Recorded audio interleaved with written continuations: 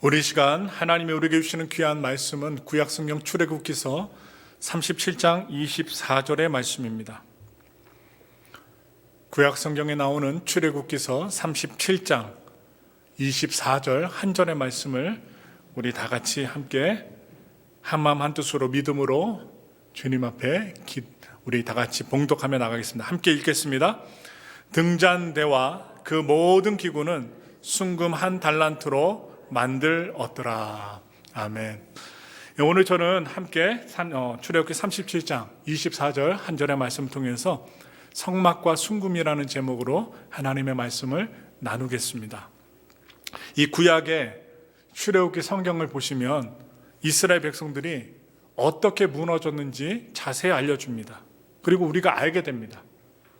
그들을 이끌어온 모세가 지도자가 나타나지 않자, 그것도 십계명 받으려 시내산에 올라갔는데 40일간 나타나지 않자 극도의 불안에 빠졌고, 그 불안을 극복하기 위해 금송아지 우상을 만들게 됩니다. 그들은 그 우상을 자신들을 위한 하나님으로 여겼습니다. 아니, 보이지 않는 하나님이 반드시 살아계신데 눈에 보이는 우상을 만든 것입니다.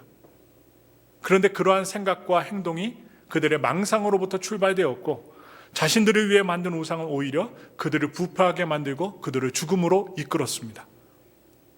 바로 그 이스라엘 백성들이 죄를 지으면서 만든 우상이 그들을 보호해 주는 것이 아니라 타락과 죽음으로 인도했다는 말입니다. 오늘은 우상 숭배의 죄로 무너졌던 이스라엘 백성들을 하나님께서 어떻게 회복시키셨는지 그 장치를 살펴보며 그 과정을 살펴보면서 성막과 순금에 담겨진 은혜를 나누겠습니다. 우리 다 같이 출애굽기 35장 1절의 말씀을 함께 읽겠습니다. 모세가 이스라엘 자손의 온 회중을 모으고 그들에게 이르되, 야훼께서 너희에게 명령하사 행하게 하신 말씀이 이러하니라. 지금 온 회중을 모으고라는 단어가 히브리서 성경에는 가장 먼저 나와요. 바로 베야크엘이라고 하는데, 이 베는 무엇이냐? and, 접속사고요. 야크엘은 불러 모으다는 뜻입니다. 바로 이 단어의 원형이 바로 카알이라는 동사에서 나왔어요. 여러분들은 잘 못 들으셨지만 구약에서 교회를 언급하는 중요한 히브리어 단어가 케힐라인데, 바로 이 카알이란 단어에서 유래한 단어입니다. 바로 케일라, 부름받아 모인 공동체란 거예요. 하나님께 부르심을 받아 모인 공동체, 교회란 뜻이죠. 히브리어 교회가 바로 케힐라라고 합니다. 바로 금송아지 사건 이후에 모세가 가장 먼저 해야 했던 것은 이스라엘 백성들을 불러서 모으는 것이었습니다. 그들을 부름받아 모인 공동체, 케일라 공동체라고 합니다.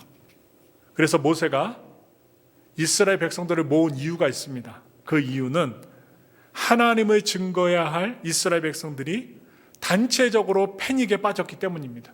혼수 상태에 빠졌어요. 그래서 하나님을 예배하기 위해 부름받은 그들이 하나님이 아닌 우상에게 예배드리다가 부패해버렸기 때문에 다시 불러 모은 것입니다. 모세는 불안과 혼돈 가운데 있었던 이스라엘 백성들을 다시 하나님을 예배하는 공동체로 세워야 했습니다. 그래서 그의 백성들을 불러 모아 두 가지 하나님의 명령을 전합니다. 명령을 전해요. 먼저 첫 번째 명령이 무엇이냐? 안식일을 지키라는 거예요. 여러분과 제가 예수님을 믿고 구원받은 자라면 반드시 주일을 지키며 예배를 드려야 하는 것과 똑같습니다. 안식일을 지키라는 것이고, 또 다른 명령, 바로 하나님의 임재의 초소인, 하나님과 백성들이 만날 수 있는 장소인 성막을 지으라는 것입니다. 왜 이 두 가지 명령이 필요했을까요? 그것은 안식일을 지키는 것과 성막을 만드는 것이 이스라엘을 신앙 공동체로 세우는 강력한 방법이었기 때문입니다. 그래서 이스라엘 백성들은 광야에서 다시 안식일을 지키며 어느 누가 그들을 지었는지, 창조주인지 바로 주인인지 명심할 수 있었습니다. 그들은 또한 이 성막을 함께 지으면서 만들면서 신앙의 공동체로 세워질 수 있었습니다. 하나님의 임재 초소인 성막을 세우는 것은 그들이 바로 하나님의 백성으로 부름받은 그들의 소명과 정체성을 세우는 일이었습니다. 그래서 오늘은 성막의 요소들을 차근차근히 그림으로 살펴보시면서 여러분들 이해하실 수 있도록 말씀을 살펴보고자 합니다. 그것이 여러분 이스라엘 백성들 정체성을 세우는데 어떻게 역할을 했는지 자세하게 한번 짧고 굵게 살펴봅니다. 먼저 성막을 그림을 보겠습니다. 성막. 이 성막은요, 죄인인 인간이 하나님을 만나는 곳입니다. 장소예요. 이 성막 사방이 있죠. 사방에 테두리가 있습니다. 바로 세마포 울타리로 둘러쳐져 있습니다. 울타리가 있어요. 그래서 동쪽으로 난 하나의 문이 있습니다. 이 하나의 문이 들어갈 수 있는 유일한 문이었습니다. 바로 이 동쪽에 있는 하나밖에 없는 이 문을 통과하면 바깥뜰, 마당에 들어서게 됩니다. 바깥뜰에 들어서게 돼요. 그래서 그 뜰에서 처음으로 마주하게 되는 단이 있습니다. 바로 번제단입니다. 번제단 그림을 보세요. 이 번제단에서는 활활 타오릅니다. 재물을 태우는 장소예요. 매일 1년 된 어린 양 이 2마리를 아침과 저녁에 태워서, 번제가 뭡니까? 다 태워서 드리다는 거죠. 번제로 드렸습니다. 이 번제는 히브리어로 올라입니다. 여러분 자세히 모르셔도 돼요. 올라인데 뜻을 해석해 보니까 올라간다는 뜻입니다. 그래서 재물을 태울 때 연기가 올라가기 때문에 바로 올라가는 재물이라는 뜻입니다. 올라. 그래서 또한 이 번제단에서는 백성들이 죄를 지었을 때 속죄를 위해서 가져오는, 죄를 용서받기 위해서 가져오는 재물을 번제로 드렸습니다. 죄인이 하나님께 나아가기 위해서는 반드시 재물이 필요했습니다. 왜냐? 피 흘림이 없으면 사함이 없다는 하나님의 말씀 때문이죠. 그래서 공의의 하나님은 죄를 반드시 심판하셔야만 했어요. 왜냐? 말씀하신 것을 이루시는 하나님. 그러나 하나님은 연약한 인간이 죄를 지었을 때 그들을 대신하여 동물이 피 흘려 죽음으로 그들의 죄를 용서하는 속죄기를 여셨습니다. 바로 지금 우리가 보고 있는 이 번제단은 바로 동물, 재물의 피 흘림을 통해서 당신의 백성을 용서하고 용납하시는 하나님을 보여줍니다. 그 다음 자리가 무엇이냐? 그림을 보세요. 물두멍입니다. 번제단 다음에 물두멍이 나와요. 이 물두멍이 무엇이냐? 노수로 만든 큰 대야입니다. 성소에 들어가기 전에 제사장들이 번제단에서 짐승을 갖다 하나님께 바치잖아요. 제물을 죽이고 제물을 태울 때에 이 제사장들의 몸에, 옷에, 아니면 손과 발, 무엇이 묻습니까? 피가 묻어요. 재가 묻습니다. 바로 그들의 손과 발, 피로 더럽혀진 제사장의 손과 발을 씻는 곳이 바로 물두멍입니다.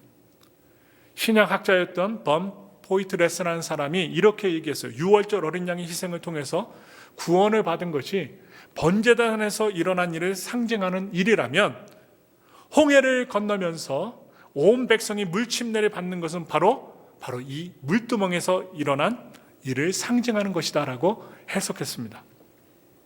이 바깥들에서는요, 우리가 하나님 없이 살던 세상에서의 죄를 씻고 정결케 하는 일들이 이루어진 것이라 설명할 수 있어요. 여러분과 저는 죄인입니다. 그 어느 누구도 의인은 없습니다. 예수님 때문에 의인이라 칭함을 받은 거지, 여러분 우리는 죄인입니다. 바로 죄인이었던 우리가 그리스도께서 피 흘려 죽으심으로 용서받고 침례를 통해 하나님 나라 백성이 된 것은 바로 성소의 바깥들에서 이루어진 일이라 볼 수 있습니다. 이제 바깥들에서 안의 장소로 들어갑니다. 성소라는 장소로 들어가게 됩니다. 이제 성소에 들어가시면 그 안에 3가지의 물품이 나와요. 등잔대와 떡상과 분향단이 순서대로 놓여져 있습니다. 먼저 등잔대, 조명이죠. 등잔대는 성소 안을 비추는 유일한 빛이었습니다. 어두캄캄한 곳을 비추는 등잔대. 바로 등잔대는 우리의 삶을 비춰주시는 하나님을 상징하는 것으로 표현됩니다. 우리의 삶을 비춰주시는 하나님. 이 등잔대는 지난주에도 제가 말씀을 드렸지만 살구꽃 형상으로 만들어졌어요. 여러분, 살구나무는요, 이 히브리어의 의미에서 아주 중요한 의미가 담겨져 있어요. 바로 잠을 자지 않고 경계하다, 지켜보다라는 동사에서 유래했습니다. 하나님은 예레미야에게 이렇게 말씀하셨어요. 내가 무엇을 보느냐 물으셨습니다. 그때 예레미야는 내가 살구나무 가지를 보나이다 라고 대답합니다.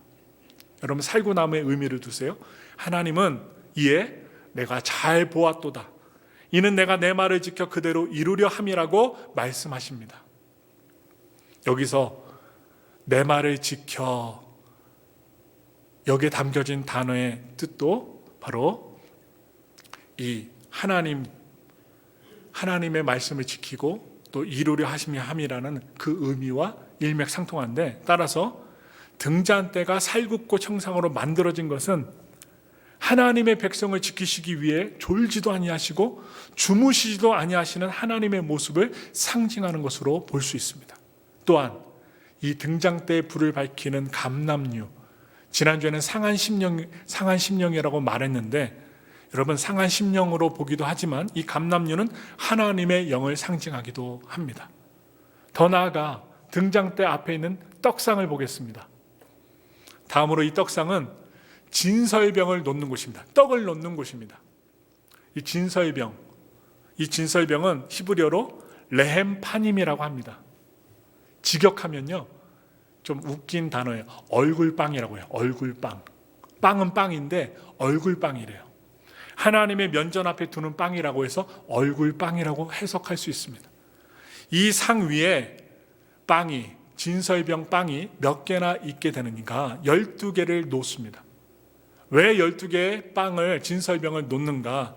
그 무슨 의미가 있는가? 그것은 12지파인 이스라엘 백성들을 하나님께서 먹이신다는 것을 상징하는 거예요. 12지파 모두를 하나님이 먹이신다. 그래서 한 개 빵, 진설병이 아니라 12개 진설병이 여러분 놓여진 것입니다. 하나님은 광야에서 만나를 주신 이유가 사람이 떡으로만 사는 것이 아니라 여호와 야훼 입에서 나오는 모든 말씀으로 사는 줄 알게 하려 하심이라고 말씀하셨습니다. 제사장들은 빵을 진설하면서 일용할 양식을 주시는 하나님께 감사드립니다. 한편으로 하나님의 입에서 나오는 말씀을 바라며 하나님의 얼굴을 구해야 했던 것입니다. 바로 그 구하는 곳이 어디냐? 바로 떡상이었습니다. 이제 떡상 다음에 있는 분향단이 있어요. 그림을 보세요. 이 분향단은 지성소 바로 앞, 휘장, 오늘날로 말을 여러분 해석해본 커튼입니다. 성소와 지성소 구별할 수 있는 커튼, 바로 휘장을 지나면 바로 지성소가 나옵니다. 이 지성소에 무엇이 있습니까? 증거궤, 속죄소, 법궤가 있습니다. 이 법궤를 증거궤라고 하는데, 그 법궤를 덮는, 나무 상자를 덮는 뚜껑이 뭐냐? 속죄소, 바로 은혜의 보좌라고 합니다.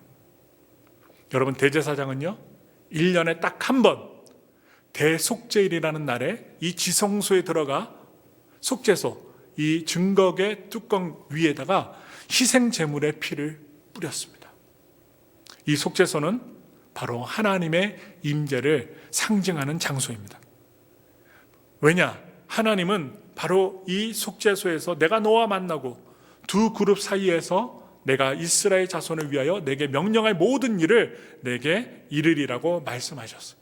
그래서 이 지성소는 다름이 아니라 이스라엘 백성들을 향한 하나님의 비전과 계시가 임하는 곳이라는 것입니다.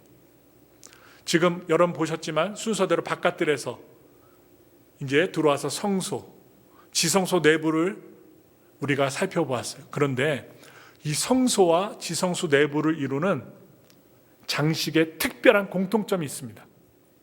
그것은 성소와 지성소와 벽과 그 안에 있는 모든 기구가 다 순금으로 만들었다는 거예요. 이게 특징입니다. 성막 건축에 사용된 금만 29달란트 730세겔이 사용되었다고 합니다. 이것을 무게로 환산해 보니까요 1톤에 가까운 무게입니다. 여러분, 금이 1톤에 가까워요. 어마무시하죠? 안 그래도 금값이 올라갔는데 1톤이라면 얼마나 부자가 될 수 있을까요? 그런데 광야의 성막이 밖에서 볼 때는 별 볼 일 없어요. 가죽으로 이렇게 천막을 만들고 성소 만들고 지성소 휘장으로 갖다가 나누어서 만들었는데, 그런데요, 밖에서 볼 때는 별 볼 일 없는데 성소 안으로 들어가면 엄청 화려했던 것입니다. 금으로 벽을 다 둘러진 치고 모든 것을 금으로 만들었기 때문에 등잔대가 불을 비출 때 여러분 눈을 뜰 수 없을 정도로 화려했다고 합니다. 하나님은 이스라엘 백성들이 이 성막을 통하여 하나님께 나아가며 성소 안의 순금과 같이 바로 순도가 높은 믿음의 사람들로 만들어지길 원하셨던 것입니다. 그래서 욥은 이렇게 고백을 했어요. 욥기서 23장 10절의 말씀을 욥의 마음으로 함께 읽겠습니다. 그러나 내가 가는 길을 그가 아시나니 그가 나를 단련하신 후에는 내가 순금같이 되어 나오리라. 아멘. 욥은 자신이 겪었던 모든 고난이 자신을 순금처럼 만드시는 하나님의 연단이라고 여겼습니다. 우리 성도님들 가운데, 목회자들 가운데, 우리 사람들 가운데 엄청 겸손한 분이 계세요. 부자라 할지라도 자기의 재산과 자기의 것들 자랑하지 않고 남에게 베풀고 은덕을 쌓는 분도 계십니다. 그러한 분들 가운데 대부분은 어려운 삶의 연단을 통해서 자신을 낮추고 하나님을 만나고 그리고 남을 높이고 자신의 삶을 자랑하지 않는 삶을 살아가게 되는 것을 말해주고 있습니다. 욥은 자신이 고난받는 현장이 바로 하나님께서 자신을 빚으시는 성소임을 믿고 욥기서 23장 10절에 이렇게 고백한 것입니다. 욥은 고난 가운데서도 하나님을 바라보며 자신 안에 있는 불순물을 제거하고 더욱 순도 높은 믿음의 사람이 되길 원하며 이렇게 기도했던 것입니다. 예수님은요, 하나님을 믿는 백성들, 또한 예수님을 믿는 백성들에게 오셔서 나는 세상의 빛이다, 나는 세상의 떡이다라고 자신에 대해 자세히 말씀해 주셨습니다. 비유하여 말씀하셨어요. 따라서 성소의 내부를 구성하는 등잔대와 진설병을 놓는 떡상은 세상의 빛이 되시고 세상의 양식이 되시는 예수님을 예표하는 것입니다. 상징하는 거예요. 그런데 사람들은 그런 예수님을 몰라봤습니다. 죄인과 세리와 함께 식사하는 예수님을 바라보며 그들은 예수님을 얕잡아 봤습니다. 우리가 좀 겸손하게 사람들을 대하면 꼭 마음이 완악한 자들이 얕잡아 볼 때가 있어요. 예수님도 마찬가지였어요. 겉모습만 보고 그분 예수님 안에 감추어진 보물을 보지 못한 사람들은 예수님을 얕잡아 보았습니다. 여러분, 밭에 보화가 감추인 것을 안다면 자기의 소유를 다 팔아서 그 밭을 살 것입니다. 왜냐? 그 밭에 보물이 숨겨져 있기 때문입니다. 예수님은 하나님의 나라가 그와 같다라고 비유로 말씀하셨습니다. 우리는 성소의 바깥들에만 머무는 사람이 되어서는 아니 됩니다. 순금으로 장식된 성소 안으로 들어가야 합니다. 거기서 하나님 나라의 보석과 같은 가치를 발견하며 순도 높은 불순물이 없는 신앙인으로 만들어져야 합니다. 우리가 성소 안으로 들어갔을 때 우리는 하나님의 빛 아래서 우리의 마음속에 있는 불순물이 무엇인지 볼 수 있게 됩니다. 그리고 볼 수 있도록 비춰주시기를 간절히 기도해야 합니다. 예수님은 제자들에게 이렇게 말씀하셨어요. 바리새인들의 누룩과 헤롯의 누룩을 주의하라. 여러분, 그것은요, 바리새인과 사두개인의 교훈을 의미하는 것입니다. 여러분, 누가복음 16장에 보니까 바리새인들은 돈을 좋아하는 자들이었습니다. 또한 사람 앞에서 자신이 스스로 옳다라고 자랑하고 사람들 중에 높임을 받는 것을 즐겼습니다. 우리 현대에 사는 많은 사람들이 좋아하는 것이 돈과 높임을 받는 것이죠. 이것을 누가 좋아했어요? 바리새인들이 즐겼습니다. 그것이 바로 바리새인들의 누룩이라는 거예요. 또한 헤롯 왕의 누룩은 무엇을 뜻하느냐? 세상의 권세와 또한 세상의 권력을 추구하는 것을 의미합니다. 오늘날에도 권세 있는 자들에게 사람들이 머리를 굽힙니다. 의지합니다. 여러분, 예수님 당시 사두개인들은 정권, 정치 권력을 장악하며 자신들이 이룬 세상적인 성공을 자랑했던 사람들이었어요. 제자들이 이 누룩의 영향을 받으면 어떻게 될까요? 겉으로 보여지는 세상의 영광을 추구하며 하나님 나라보다는, 눈에 보이지 않는 하나님 나라보다는 육신이 원하는 성공을 추구하게 된다는 것입니다. 그러한 것들은 하나님의 심판의 날에 다 불에 타서 없어질 공력들이라고 말씀하고 있습니다. 따라서 우리는 성소로 나아갈 때 우리 안에 누룩이 무엇이 있는지, 누룩이 무엇인지 하나님의 영적인 조명을 받아야만 합니다.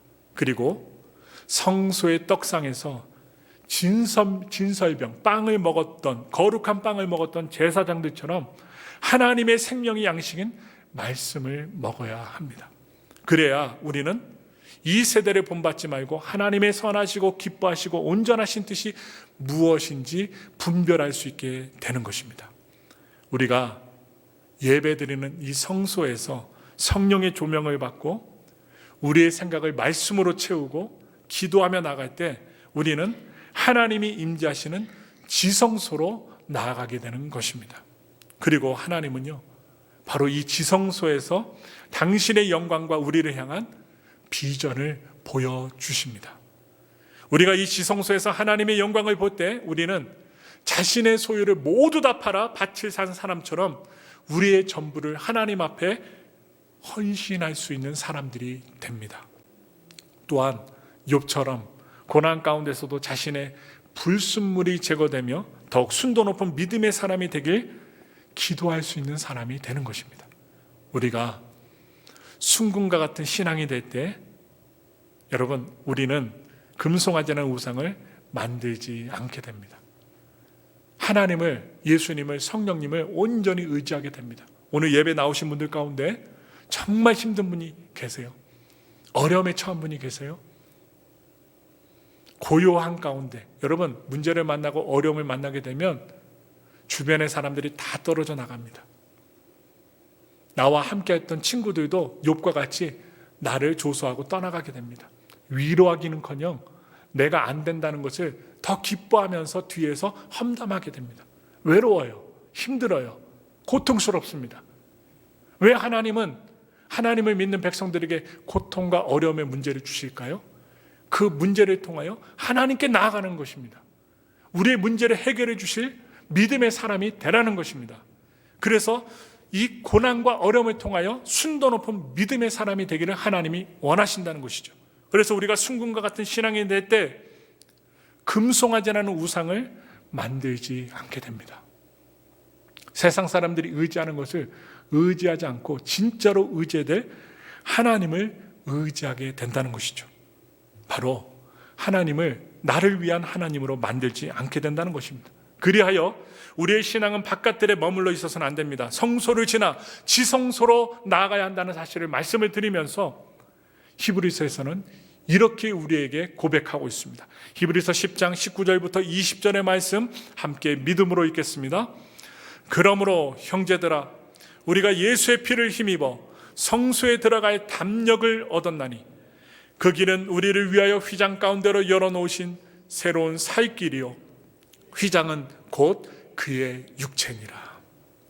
여기서 성소는요, The most holy place라고 합니다. 여러분, 즉 지성소를 말합니다. 예수님께서 십자가에서 육체를 찢어가며 피 흘려 죽으셨을 때 지금 우리가 보고 있는 성수의 휘장이 위에서부터 아래로 찢어졌습니다. 그것은 예수님께서 주인인 우리 인간이 하나님의 은혜의 보좌로 가는 길을 여셨음을 상징하는 것이었습니다. 그래서 대제사장뿐만 아니라 우리 모두가 하나님의 은혜 보좌 앞에 나아갈 수 있게 된 것입니다. 기도할 수 있어요. 간구할 수 있어요. 하나님께 비전을 받을 수 있습니다. 오직 지성소에서 하나님의 임재와 영광이 나타났습니다. 여러분, 성막, 바깥들, 여러분 성소에 나타나지 않았어요. 그래서 우리가 순도 높은 믿음의 사람들이 되기 위해서는 이 지성소까지 나아가야 한다는 사실입니다. 그래서 우리는 하나님의 뜻을 알고 그 뜻을 따라 먼저 하나님 나라와 의를 구할 수 있게 된다는 것입니다. 여러분, 지성소로 나아가셔야 돼요. 바깥들에만 계시지 마십시오. 성소에만 계시지 마십시오. 지성소로 나아가야 우리는 나만을 위해 살지 않게 됩니다. 또한 하나님을 나를 위한 우상으로 만들지 않게 됩니다. 그 대신 우리는 하나님을 섬기며 이웃을 섬기는 왕같은 제사장으로 살 수 있게 된다는 말씀입니다. 이것이 우상 숭배에 빠졌던 이스라엘 백성들이 다시 공동체인 교회로 모여 회복해야 했던 하나님의 비전이었던 것입니다. 왕 같은 제사장. 여러분, 우리 역시 안식일인 주일을 지키고 하나님이 임재하시는 성막을 우리의 삶 속에 세우기 위해 부름받은 자들입니다. 그래서 우리는 함께 모여야 합니다. 구약의 이스라엘 백성들이 광야에서 함께 성막을 세운 것처럼 우리는 예수 그리스도의 터 위에 함께 하나님의 전인 교회를 함께 세워 나가야 합니다. 특히 어려울 때, 서로 기도할 때 하나님의 역사하심을 볼 수 있습니다. 저도 어려울 때 주변 분들에게 기도를 요청했습니다. 우리 성도님들도 어렵고 힘들 때 기도를 요청합니다. 제가 연초가 시작되었을 때 중보기도 카드를 여러분들께 드렸고 배치를 했고 또 주신 분도 계시고 안 주신 분도 계십니다. 그러나 놀라운 것은 같이 함께 내 기도의 제목을 부끄러워하지 않고 함께 기도할 때 하나님은 역사하신다는 사실입니다. 들으신다는 사실입니다. 또한 응답하시는 하나님을 철저하게 체험합니다. 저의 어머니의 건강을 위해서만 기도하지 않습니다. 여러분들을 위해서 기도합니다. 그래서 우리의 기도, 우리의 교회 정말 중요합니다. 하나님은 장차 우리가 이 터 위에 어떠한 것을 쌓았는지 그 공력을 시험하실 것입니다. 저는 간절히 바랍니다. 하나님이 우리의 공력을 시험하실 때 우리가 쌓은 것들이 여러분 성령의 불에 타서 없어지는 것이 아니길 소망합니다. 그리고 소원합니다. 하나님의 전인, 하나님이 계신 이 교회에서 우리 모두 순금 같은 신앙을 가진 자로 세워질 수 있기를 오늘 이 시간 예수님의 이름으로 축원합니다.